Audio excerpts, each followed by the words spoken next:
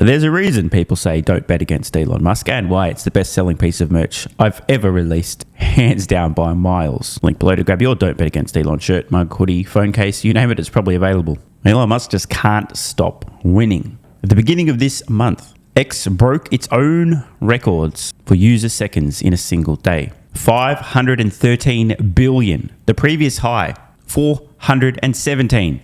A 23% increase over the previous record. Staggering. And an update from Musk today, seeming to suggest this week just ended, not just the day, but week, was also yet another record for X usage. Meanwhile, Grok continuing to crush it as well. 300 million visits to grok.com last month on the web, rocketing up 9 spots on the list of the most trafficked websites on the planet. Now close to the top 10. This is incredible stuff. I'm actually old enough to remember when the so-called experts, mostly retards in the hate stream media who just felt threatened, academics, 99% of which are too far gone to have anything rational at all to say about anything other than what they hear around the lunch table in their institute of choice, and Elon perma-haters. I'm old enough to remember when they were saying that X was doomed, formerly known as Twitter. Elon didn't know what he was doing, didn't understand social media, blah, blah, blah. But you know who has an even better memory than me? Things are about to get meta.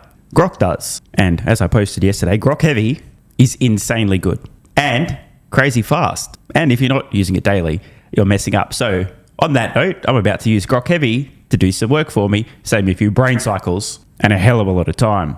Be right back. A few seconds later, and I now have a table that I've downloaded via Grok. You guys can follow along on screen if you'd like. Let's see what they had to say, and by the way, still have to say about Musk's acquisition of Twitter, now X. These are all arranged by date. Quote, Elon Musk's purchase may very well kill Twitter as we know it. The prospect of a return of some of the far-right voices might make it intolerable or unusable for the majority of users. I just again want to jump in and remind everybody about the record usage back to back to back to back to back to back to back to back to back. Same month, by the way, note, leftist media.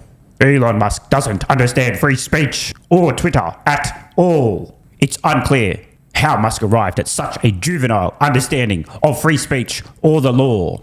Same outlet, The Guardian, trying to guard their control of the one true narrative by the sounds of it. This first quote sounds honestly like it's somebody who is a full-time Reddit mod. Quote, when you mix the immature, half-baked, self-righteous grandiosity of a guy like Elon Musk with the ability to buy and sell multi-billion-dollar global corporations like toys, you have a recipe for chaotic, destructive stupidity on a staggering scale. Another quote, same article. Elon Musk, zillionaire, king of the nerds, is not the guy who's going to figure it out and assume the dumbest possibilities will come true. So far, 3 left-hearted media articles, 2 of the same from The Guardian, right?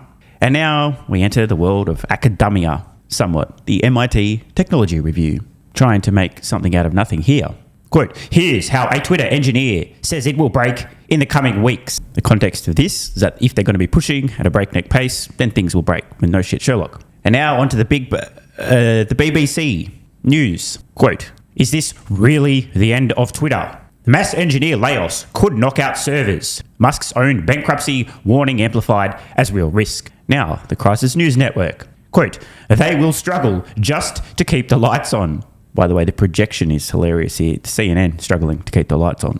Another quote, same article. Elon is finding out that he can't bully top senior talent, which was a quote from a apparently laid off former executive within Twitter, aka some of the useless weight that was shed. Now talking to the media about how terrible Elon is or how doomed Twitter is. Another from The Guardian, by the way. You notice a recurring theme here. We've got The Guardian, another from The Guardian. Could Twitter collapse or go bankrupt? Experts. I just love the use of the term expert. Almost always pejorative. Experts warn of Equifax level hack risk, steep learning curve for replacements, and complex system already creaking after engineer layoffs from Business Insider Trading. At a core level, he simply doesn't understand what he bought or how it works. The only thing Elon Musk understands about Twitter is how to kill it. And amazingly, yet another hit piece from The Guardian. I guess they were desperately attempting to guard their stranglehold on the one true narrative. The death of Twitter has dragged on too long.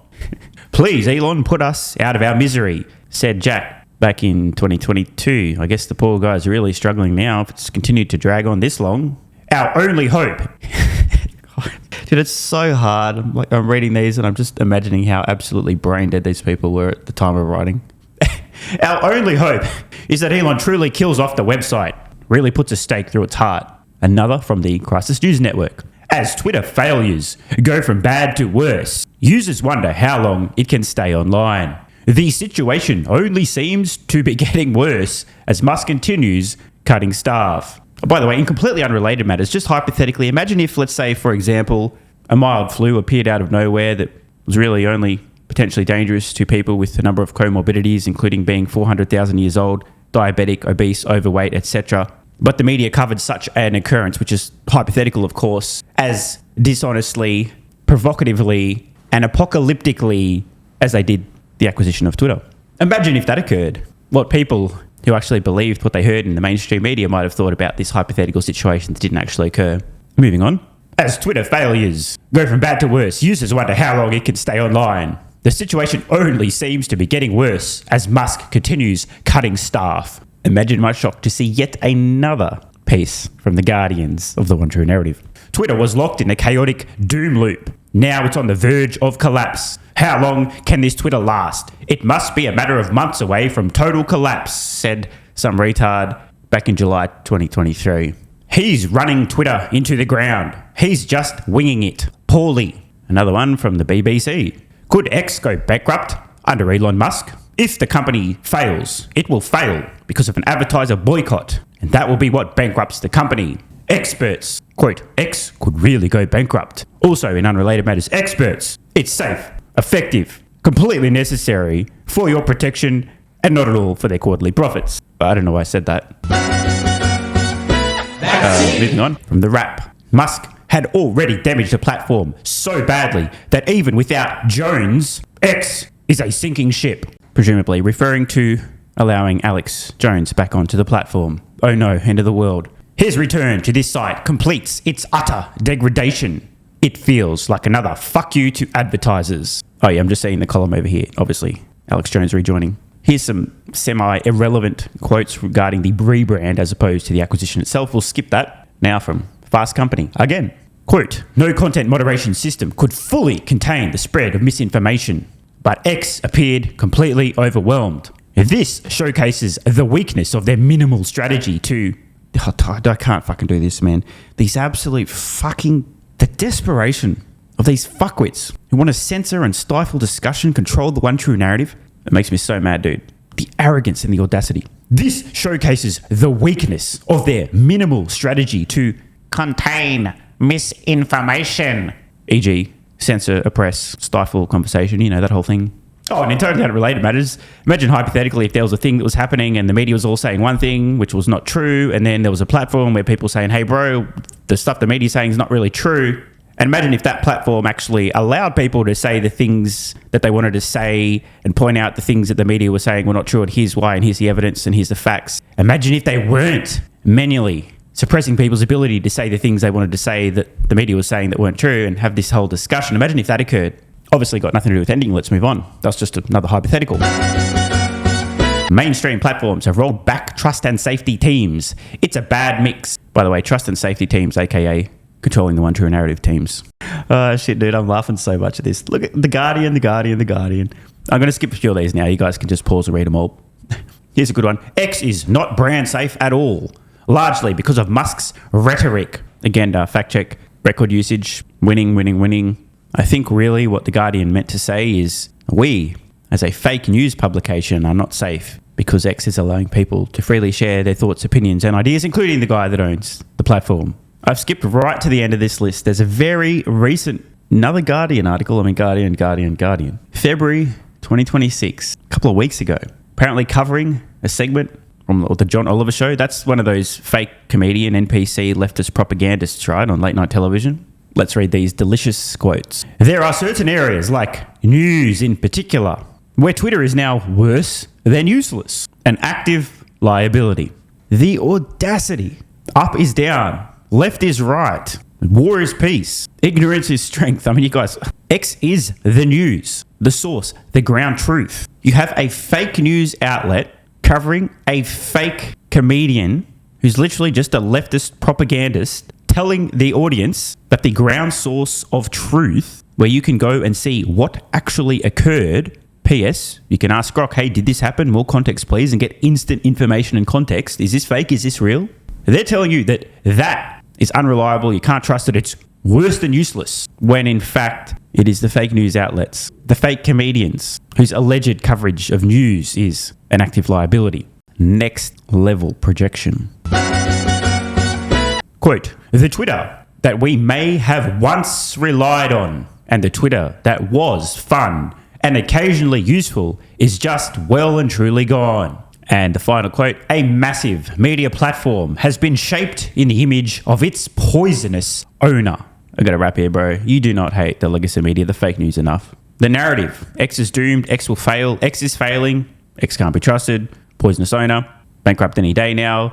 The reality, people are waking up in droves, heading to X for the news, the ground truth. The legacy media, the fake news outlets, honestly know that X is taking away viewers. They've lost their trust. They're flocking to X for the truth. And they're now so desperate, the media outlets, to retain those last few trusting viewers, that they will tell you that up is down and left is right. And Twitter is totally unreliable for news. And look, just a moment of honesty here.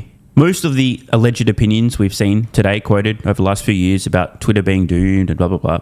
I don't actually believe that the majority of those supposed opinions were, in fact, opinions. I don't think the majority of people saying those things actually believed. I mean, some might have. I think most of these people, just deep down, either consciously or subconsciously, rightly felt threatened by a platform that wouldn't censor and suppress people sharing opinions that fell outside of the one true narrative, meaning media outlets, academics, and so on, knew that they would systematically lose control over the one true narrative.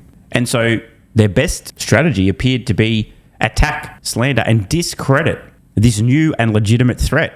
Otherwise, your viewers, whose trust mostly you've already lost through repeated lies and propaganda, will flock to this new platform. Your viewership will implode, and you, the fake news and legacy media, will die. I, for one, can't wait to dance on the graves of these legacy media outlets. The fake news almost universally hates you, hates humanity, hates the truth, and is soon to receive a fatal dose of karma. Entirely deserved. Want more content?